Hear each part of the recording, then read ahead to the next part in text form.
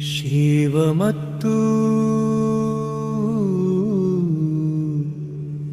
ವಿಷ್ಣುವಿನ ಸಂಯೋಜನೆ ಅಜನಿಸಿದ ಮಣಿಕಂಠನ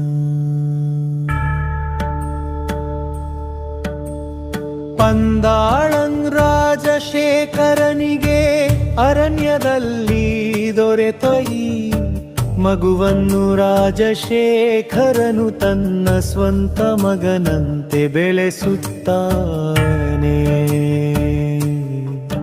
ತನ್ನ ತಾಯಿಯ ಆಜ್ಞೆಯಂತೆ ಹುಲಿಯ ಹಾಲನ್ನು ತರಲು ಅರಣ್ಯಕ್ಕೆ ಹೋದನು. ಮಣಿಕಂಠನು ಅಲ್ಲಿ ಮಹಿಷಿಯನ್ನು ಸಂಹರಿಸಿ ಅಯ್ಯಪ್ಪನಾಗಿ ಪೂರ್ಣ ರೂಪ ಪಡೆಯುತ್ತಾನೆ.